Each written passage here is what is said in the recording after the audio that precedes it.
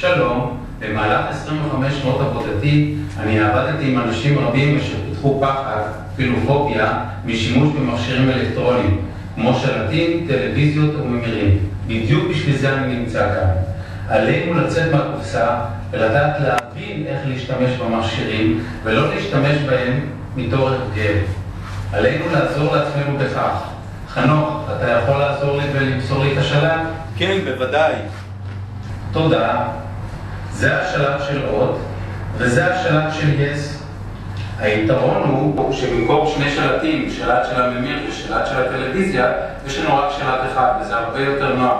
החיסרון הוא שבגלל ריבוי הלחצנים, הרבה אנשים מתבלבלים.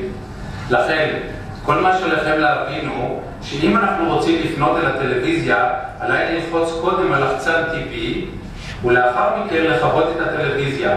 אם אני רוצה לפנות לאות, מובן שאני חייב ללחוץ על לחצן אות, ולאחר מכן ללחוץ על הלחצנים לצורך החלפת התחנה. לגבי שלט יס, אם אני רוצה לפנות אל הטלוויזיה, אני לוחץ קודם על לחצן טבעי, ולאחר מכן אני מכבה אותה. אם אני רוצה לפנות אל הממיר, אני חייב ללחוץ על לחצן יס, ולאחר מכן ללחוץ על הלחצנים לצורך החלפת התחנה.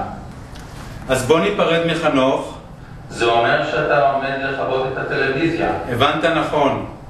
אוקיי, אז תסביר בבקשה לצופים שלב כיצד אתה מכבה, ובינתיים אומר לכם שלום. שלום גם לך ותודה.